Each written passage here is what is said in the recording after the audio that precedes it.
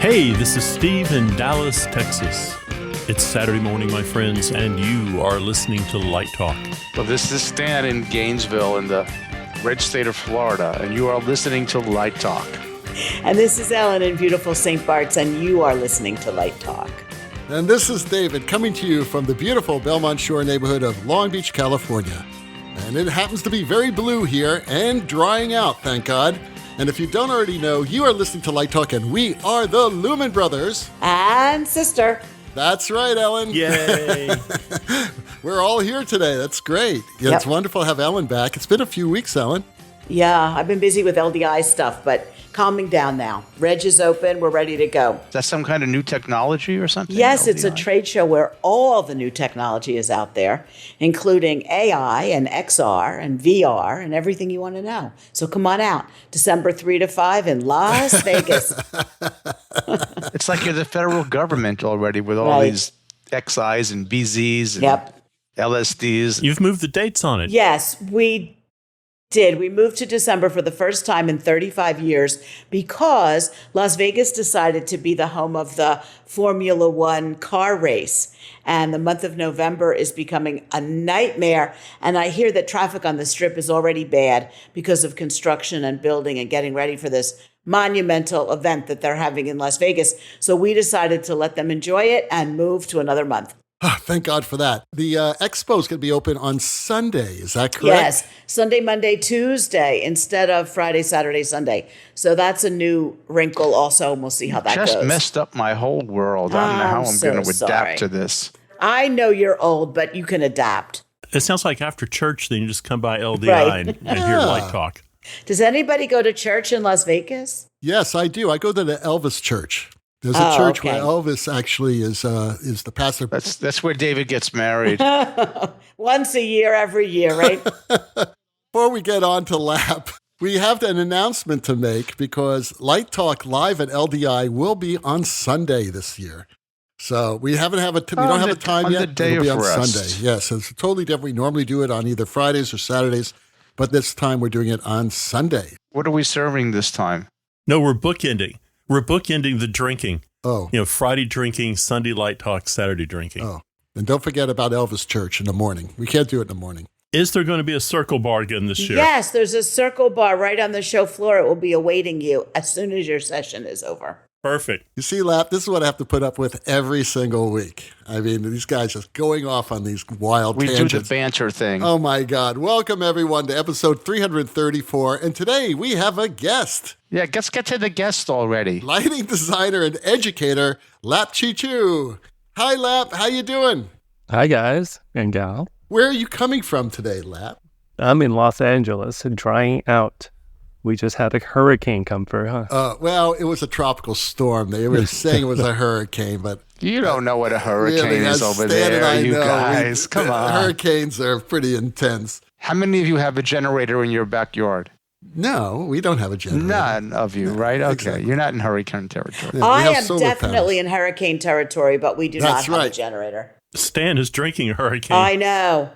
Womb. I know. You're in the womb of hurricanes. We just also had heavy rain from Franklin, and now there's a couple more floating around out there. So Hurricane Franklin doesn't make it for me. That name just No, it was doesn't just sound a like tropical hurricane. Doesn't sound storm. very intimidating, No, it was Hurricane Franklin. but now they're up to, I think, something weird like Harold. I don't know. What's the H one that's out there? Getting back to Lap. Lap is in California. What part of LA do you live in, Lap? I'm in the Valley, North Hollywood.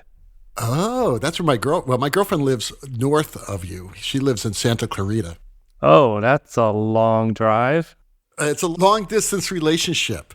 This is like when you're in Harlem dating somebody in Queens. Yeah, Right, she might as right. well be living in Kansas. It'll probably take less time to get to her if she lived in Kansas. And as a lot of people know, I am dating a staff member from the Light Talk Central. Does HR know about this?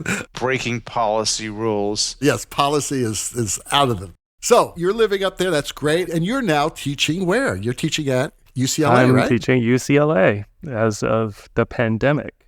So kind of new there, very new there. Really? How many years has it been?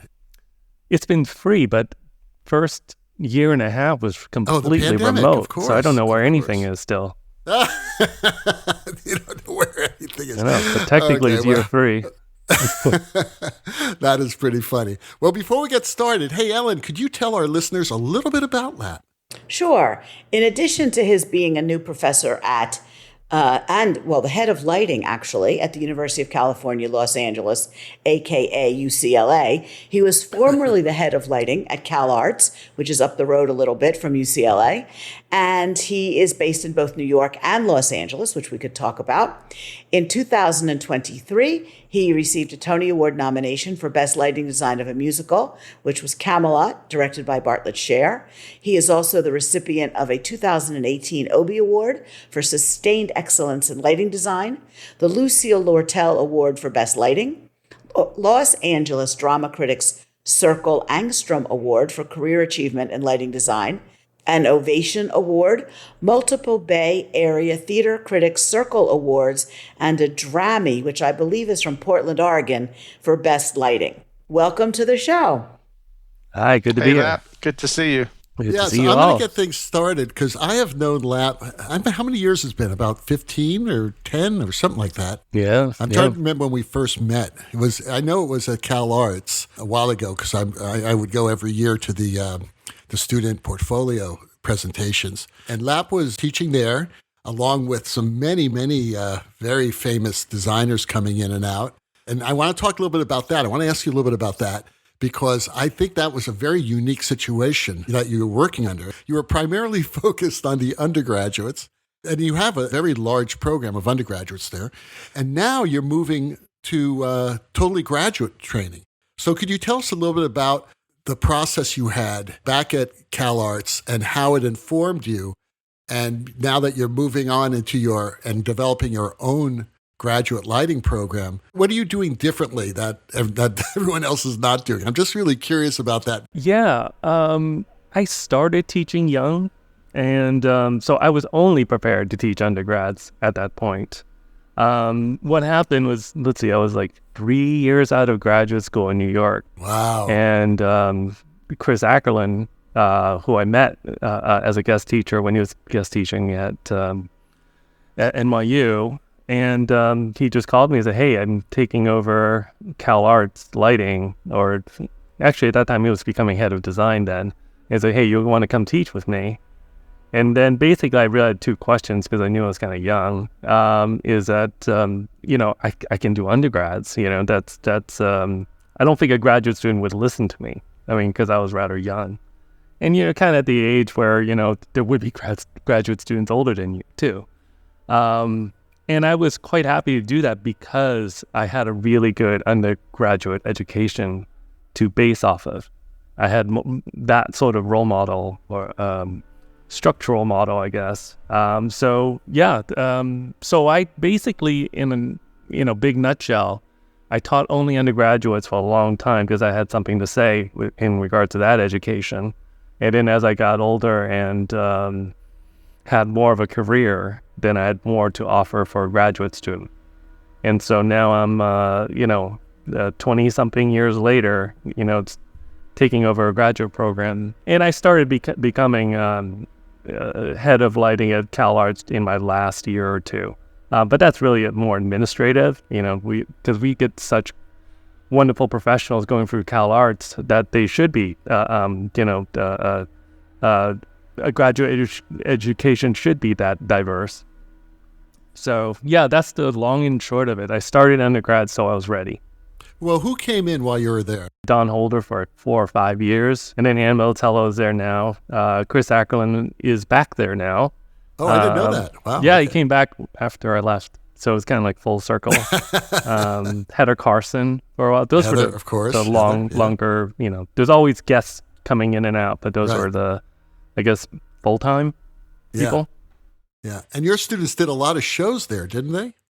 Yeah. They, all the productions were for the student's sake. So everything we produced, they would do. It's the same thing at UCLA right now too, being a professional program. But that's the big part of the training is practice. Right. So now at UCLA, how are you forming the graduate program? Is it primarily or mostly production work, laboratory work in theaters, classroom work, mixture? Are you introducing new technology? Are you dealing with AI, stuff like that? All those things. Actually, it's funny. It's about what's next. It's funny starting in the middle of a pandemic where we reassessed everything. At the same time, I had a new job essentially, but I was at Cal Arts for 19 years, and a lot has changed in that time too. And I guess we're always adapting something what worked before and what's going to work in the future. You see those change. So. Maybe if I stayed at Cal Arts, I'd be going through the same thing, sort of evaluating and reevaluating the program. But definitely, there's a steady theme of cross-training as being important. I mean, that came from my undergrad. I had to put my finger on something. I had undergraduate liberal arts training where I had to learn everything. And I think that helps me now as a professional designer. And that I want some of that for any level of students, as much as they specialize. Yeah. How do you like academia? It looks like you're in it for the long term here, buddy. God, you just turn around, it's like 20-something years. Is ridiculous. I'm sure that has happened to you guys too. Yeah. You talked about cross-training. Can you drill down on what that means for you, cross-training? Yeah, that's on a couple of levels. It's like if I'm a lighting student at UCLA, I am also required to take scenic and costume classes. That's extra, I guess, disciplinary, but also within lighting too. And that happened a lot at Cal Arts too that I'm bringing into UCLA, which is I'm not saying we're doing this right now because UCLA is not quite ready to do that, but architectural lighting, we do themed entertainment. So all the other different ways of doing lighting instead of purely theatrical. How about film and TV? You doing any of that too? Yeah, cinematography. We are the school of theater, film, and television. So, low-hanging fruit. Everybody's taking cinematography. So absolutely, we just have to deal with the camera a lot more than we used to. I think that's they're awesome. Much more prevalent. Because UCLA, between UCLA and USC in the LA area, those are top-notch film schools. I mean, you couldn't get any better than that. Do they start their design education from a conventional fixture point of view, or is it all LED these days? That's a good question. So many thoughts come to mind. Conventional and LED. I'm going to jump 2 steps ahead for a second because I had this conversation with ETC as they deal a lot with color. And for us, we grew up with gel. And so when we want some sort of, let's just say, I don't know, medium blue or whatever, it's like, can you, call up an R68 or something on that I knew you were going to say that when you said medium blue. I said R68. Oh, yeah. See, there's that common language. But what happens when you start learning or coming up at that age where you don't have gel and you're all LED fixtures, what's your frame of reference? How do you ask for something like that? What's your common vocabulary? And, since we use so much ETC gear, that color picker on that console, we have to start somewhere. And where does the current generation start if they do not learn gel first? I don't have an answer to this, and nobody has an answer to this, but that vocabulary will develop. I mean, will it be color temperature? I don't know. Well, I have a question about that. So we had white point, right? So what is the white point? I mean, cameras have to have a white point, a reference point. In the world, we think of, what is it called? There actually is one on the color picker. I think it's called D60, which, like in architectural lighting, is the white point, or daylight at noon in a clear sky.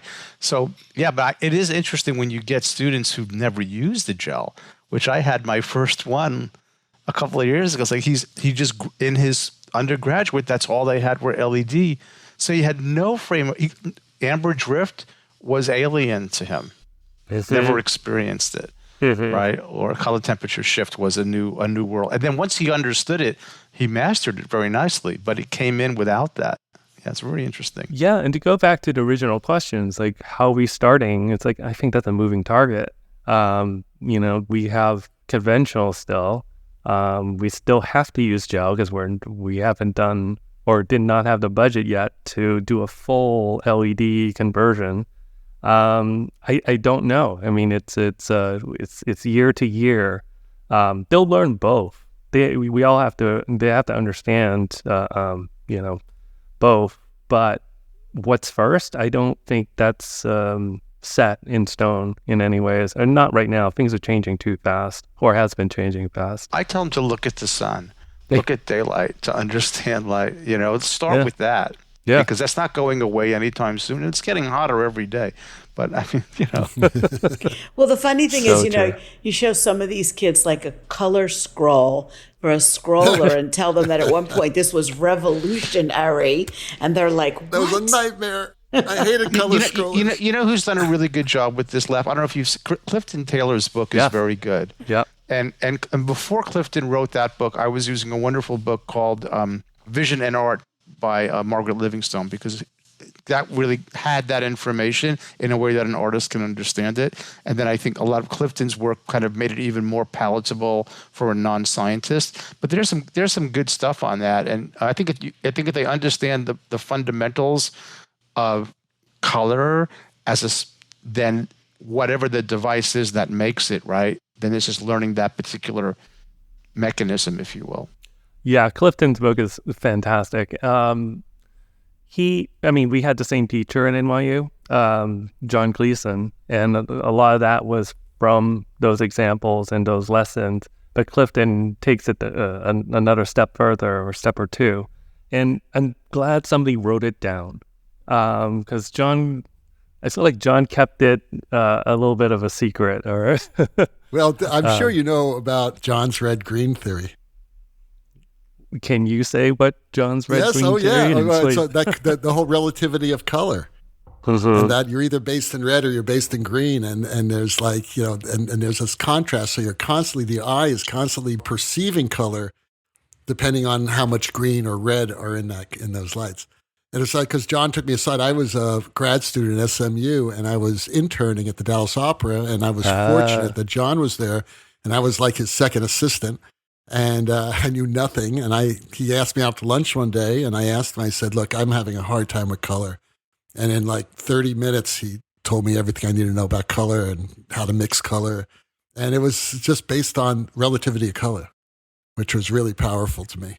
It's funny, like learning that little bit from John, such a short time. And I was at NYU a very weird time, whereas John was starting to have health problems. Mm-hmm. And so basically I had him kind of for a year. And then my second year of grad school was like a bit of a transitional year. And then my last year was completely different. Mm-hmm. But one thing that he certainly impressed upon was that, well, color is relative. And he had a way of talking about it.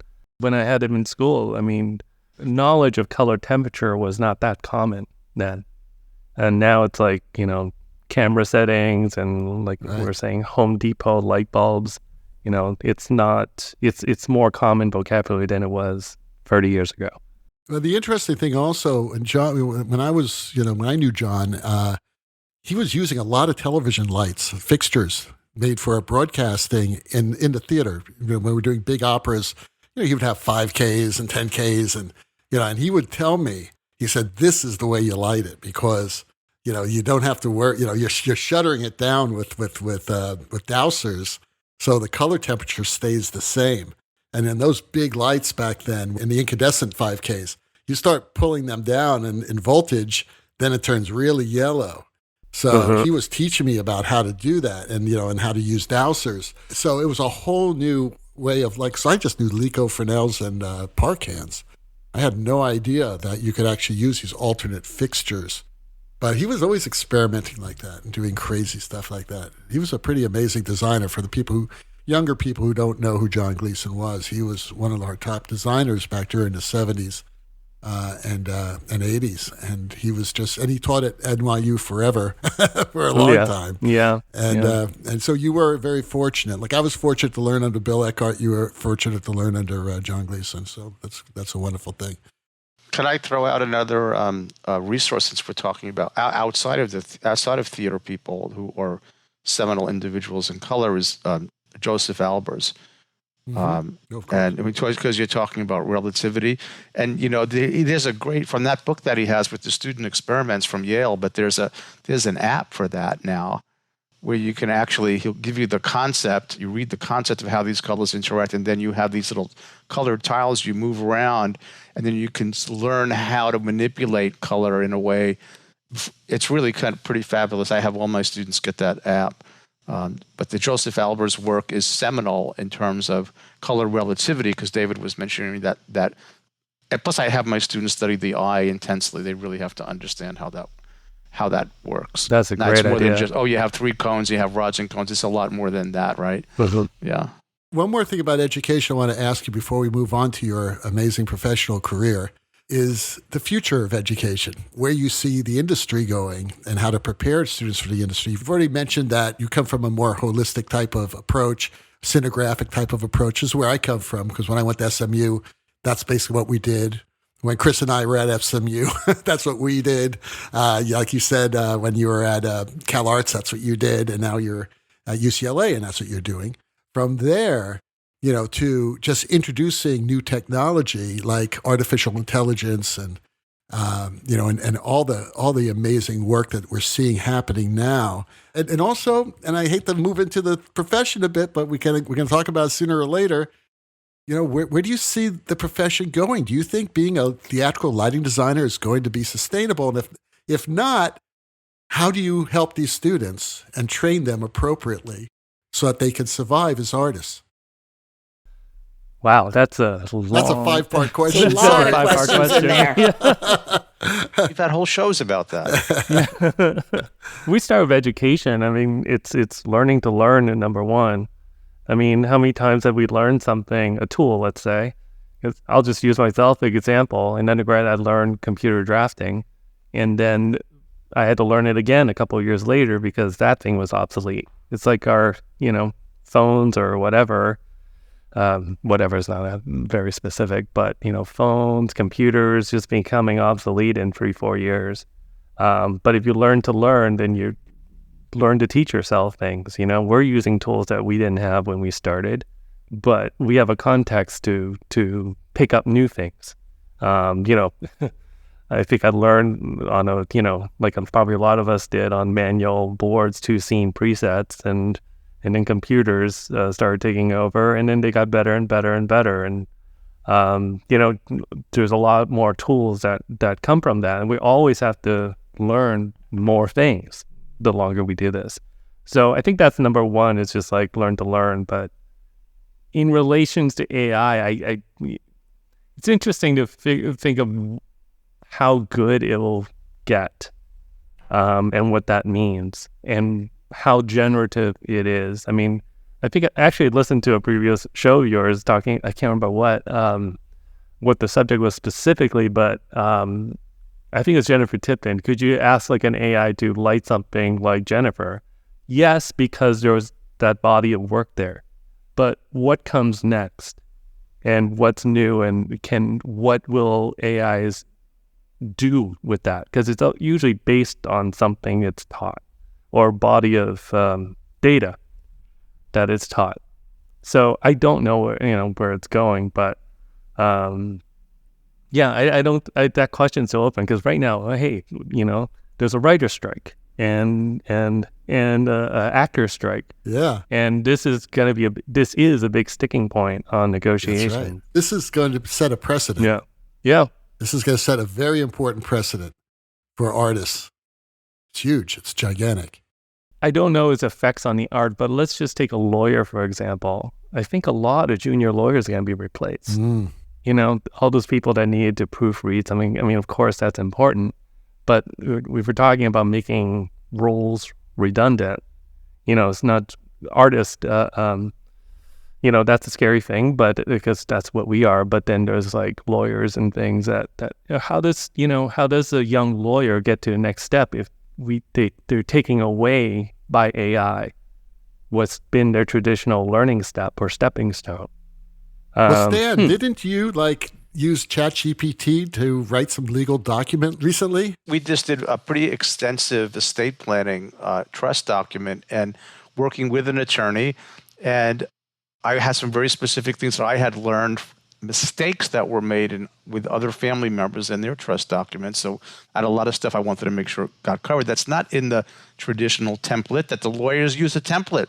They don't write it from scratch. They use a template. So I did. I asked ChatGPT to write me some specific provisions, and then I went back and gave it more feedback until I got it to read the way I wanted it, copied and pasted it all into a document, sent it to the lawyer, and I said, I want some language like this. And it did a wonderful job. And the lawyer, when he got my stuff, he said, are you happy with these? I said, yes. He goes, I'm just going to copy and paste them into your thing as additional information. So it is a remarkable tool, but I have found one flaw. It doesn't do humor very well at all. Or emotion. It can trigger emotion, because I've had it write songs for Pam, and Pam got moved by the song, but she knew it was AI wrote it, but she said it would have moved her more if I wrote it, but I don't write lyrics. but when I was that sponsor that we did the other week on, what was it called, Creative Lighting Metrics, I used ChatGPT in this way. I used it as, like, I would use David or Steve as a sounding board. Like, I would give it prompts and it would come back and I would say, that's not funny. I would argue with it. But what it did do is it triggered other ideas. Like, somehow I got to that Liberace thing, which was probably the funniest one. It's called it's the LN metric. It's the Liberace brightness, metric. But I got that from just collaborating with her, not necessarily having her do it for me. So I'll just say that.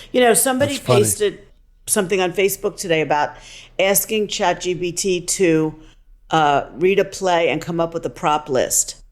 And then they asked somebody who had already propped that show to see how it compared. I've not seen the answer yet, but I thought that was a pretty clever thing. That is clever. When you were talking about your trust document and making it better, you had a sense of right and wrong and what it wanted to be.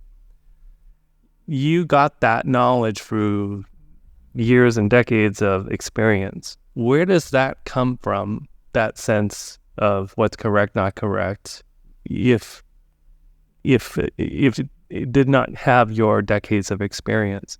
Like, what's the current 5-year-old going to do when he's 50 or 60 using ChatGPT and trying to that's a censor heavy that. one to contact. I know, really we can go forever on that. this. So Right. This goes back to gel colors. Very, very, very, very good point, Lap. I love that. That's like, okay, here you go. Well, I've got a question about those lawyers. So if we use those lawyers as a reference, the junior lawyers, and they're losing opportunities, can you, you have such a career in regional theater. The issues with regional theater, the closures, the state of regional theater, it seems like young lighting designers are in the same boat those young lawyers are in. This could be a resource that is closing up to them. So what's your take on regional theater right now? Yeah, this is close to me in the sense that that's where I started. That's how I learned. I went to undergrad in Chicago, so the big theaters there were regional theaters. And below that was, storefront theaters or smaller theaters. So you kind of, do your show with your friends and make great stuff. You think it's great stuff. And then, go try and work in the bigger theaters to learn what the next step is. And then so I bounced around regional theaters before I went to grad school in New York. Boy, if that training ground is gone, will it be gone, or does it just need to heavily reshape? I don't know. I hope it's just heavily reshaping, because certainly those problems with regionals have been happening for a while, depending on subscribers and the bigger and bigger those staffs and places have gotten to run such a place and to, generate subscribers or finance of those places. I don't know what's going to happen next, but it is a little, sad to see your old stomping grounds and what you benefited or what I benefit from it, change or going through hard times. So that's going to be interesting. But it's like an avalanche. One thing happens, another thing's happen, another theater goes.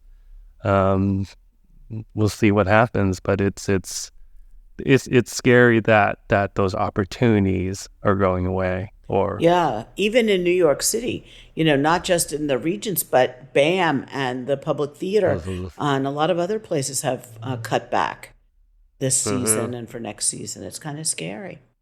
Yeah.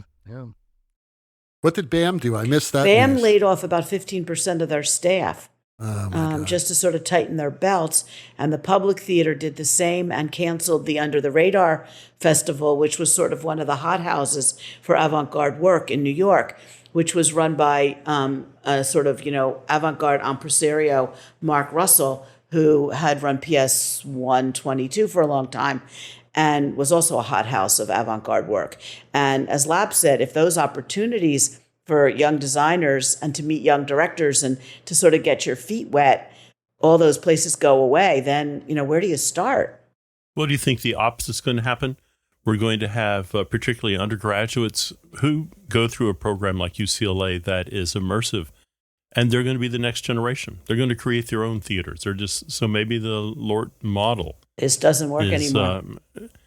Maybe it doesn't work anymore. And maybe there's some new model that's about to be brought forth by the 20-somethings. I said that, creative destruction. Right. Well, there were a lot of site-specific companies around, like On God Arts with Annie Hamburger and people like that who do really sort of, they've done work in parking lots and piers and docks and all kinds of odd places. And maybe there'll be more of that as a place to grow up and start your work. Creative people find a way. Yep. It's we may not know what it looks like, and that's the thing about teaching too. It's what do you teach? Like hopefully we're all teaching for them to learn. Did anything good come out of the pandemic? Did anything good as far as something you, as an educator, you went, wow, this is something I wouldn't have figured out unless a lot more time to spend on tools. And otherwise, that focus time of using soft tools, and it was great. All the companies were right on board. Just publishing more and offering more online, and just staying engaged with everybody in the industry. It was great to have that time. To rather be in the theater, but it was also time to slow down and think about things and how we did things, and that came about in many different ways. There was a lot of conversation with 10 out of 12s or EDI things that happened, and a lot more conversation happened because there was a space and time to do that, since we couldn't all have our nose to the grindstone in the theater. It was interesting. I heard someone the other day basically blaming all this on no more 10 out of 12s. I'm not kidding you. And they were a theater professional too. That, no more 10 out of 12s is really what's destroying the regional theater. What started it. I don't agree with that. That's an interesting perspective. But that was from someone on the industry insider. This is someone on the inside in the technical theater, by the way. They're saying that that asking for people in the theater to have a sustainable and humane life is what's going to destroy it. When did we ever have a sustainable and humane life? Well, we didn't. We did it, but I don't know about. But I don't know about you. I wanted one. Yeah. And now it fell on deaf ears. And now this generation is hearing that. We're certainly doing that at the University of Florida. I might say maybe we're going too far the other direction. To Lap's point about the hands-on and how many people, and you can take a good thing too far, and that often is what happens when there's a rebellion, right? Is you go too far rather than and then you have to moderate back. You meet in the middle. It's like that. Well, that's what I'm saying. So that's what I'm saying. It's like. But I just think that it was something that had to happen. It was going to happen sooner or later. Well, the damage is done, for those of us of our generation in terms of how our health will hold up. Look at us. We're all like 40 years old. We just look like we're in our 60s. We haven't seen the impact, really. We're going to start to see the impact in the next 10 years of the prior 30 years. Right. Yeah, absolutely. I had a physical like a month ago, and I'm actually vitamin D deficient. There you go. Like the doctor I'm said back so. in the We gym. joked about I it. joined up. I'm going every other day. I'm in the gym pumping iron. Lap, here we Because go. if I don't, You see this? You see this guy right here? This is what, for our listeners, I'm holding up a bottle of nature-made vitamin D3, 1,000 IUs, one's a day. There you go, Lap. One a day. yeah, the jury's out on whether that really does anything. Hey, I feel better. Look at me. I'm growing hair. It's unbelievable. Not like I'm growing here. Are you? Yeah, yeah. Looks like you got the Donald Trump coif going on, the little comb over. Yeah, I do have that. Oh, it is Florida. That's the name that shall not be All right, named. let's move on. Let's move on. Love for you to talk a little bit about, the difference for you working from the regional theater to Broadway. Is there a difference in your process, the team, how you approach designing and programming, and who you're working with, your assistants and stuff? One big difference is the number of previews. New York previews forever. How many previews did you have? I think it's like a month. Right. That's not the maybe. longest preview. No, I mean, it's no Spider-Man, but And Spider-Man, we had Don on the show in one of our early episodes, and he told us all those stories. So if you haven't heard it, Lap, you should check out that episode. Yeah. It's hysterical. You guys have so many episodes. Congratulations. This is but it's so hard to 334. We're on now. I gotta go find Don's. Yeah, but Don is great. I'll send you the link. Yeah, I was gonna say, as you're answering Ellen's question about the artistic side, I do want to hear all of that. Yeah. But I also want to hear, maybe, because you've had such a long, successful career in the nonprofit sector, I'm going to call it, and now you're doing this as a commercial theater. And what is the difference? I mean, I'm wondering if the stakes are, in a sense, lower in nonprofit when the stakes are higher in terms of the commercial theater, and how has that affected your style of working, perhaps, maybe? That's the thing to learn about yourself, is that what do I need to make my process or creativity or whatever you want to call it work? How did I get here in the first place?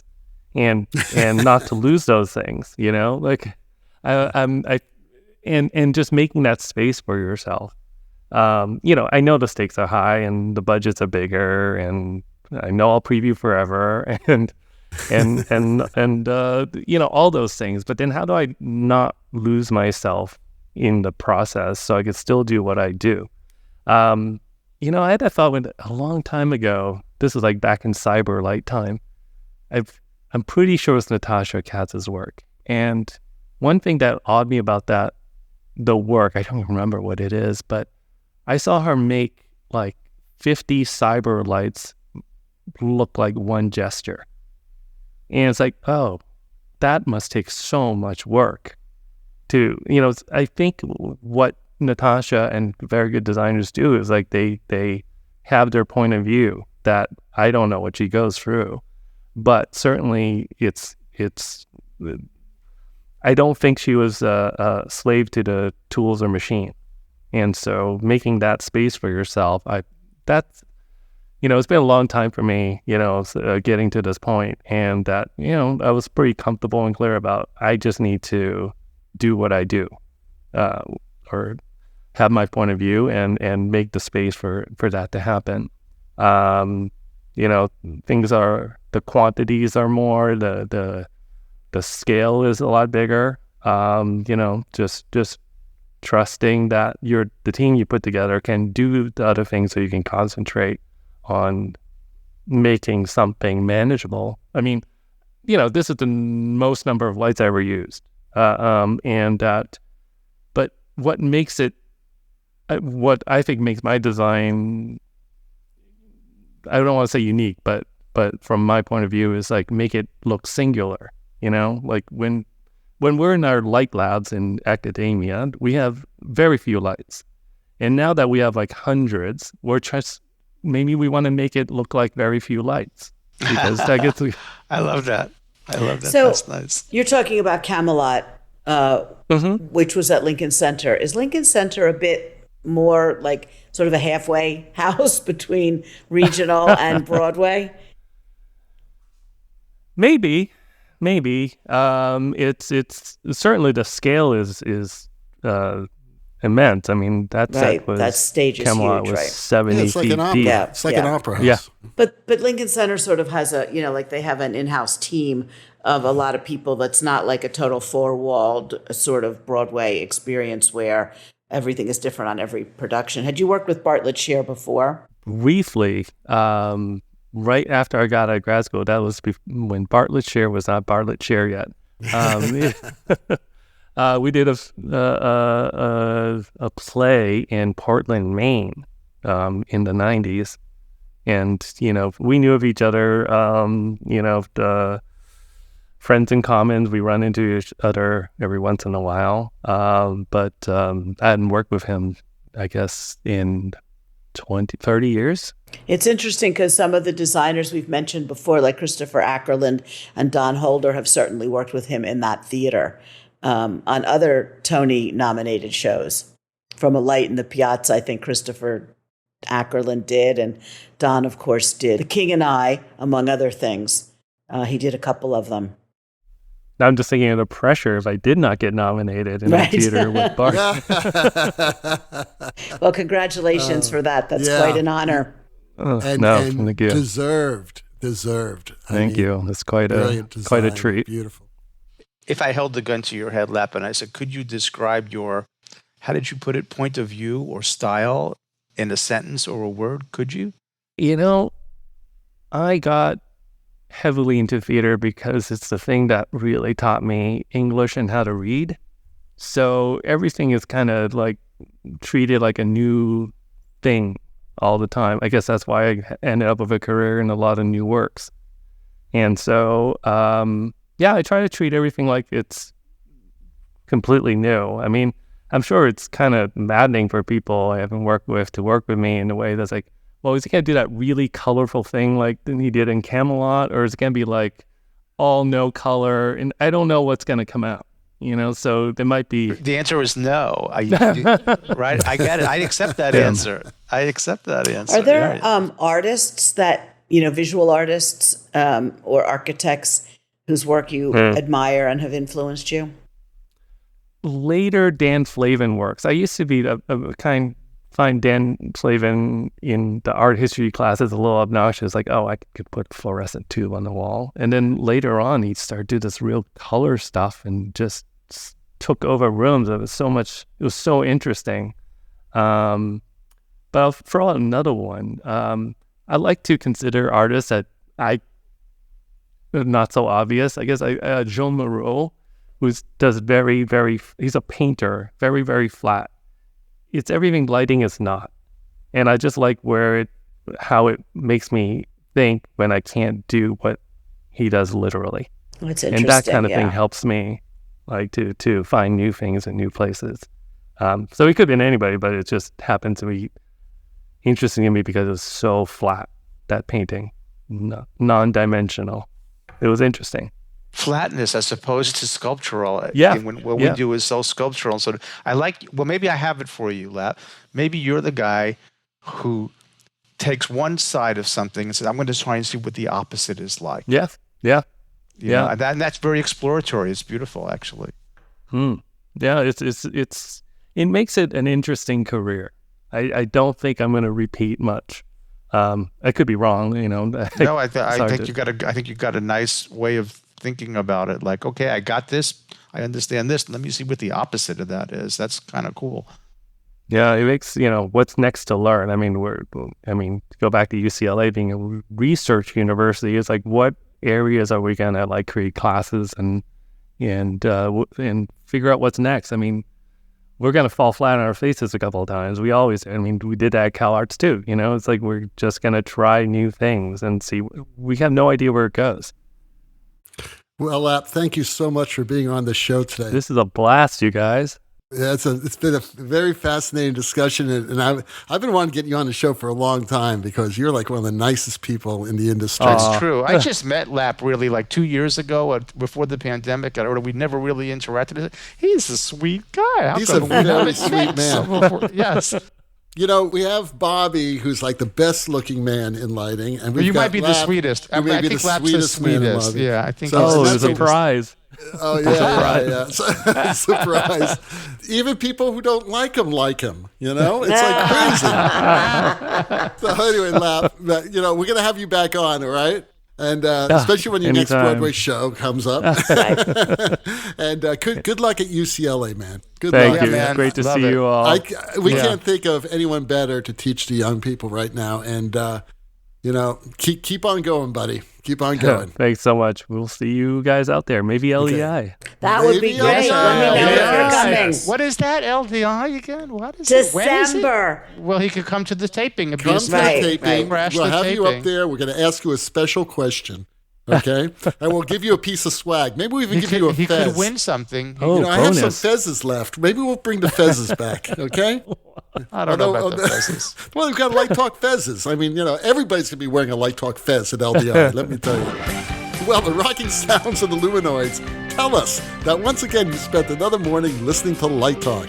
You can hear our show on just about every podcast site out there.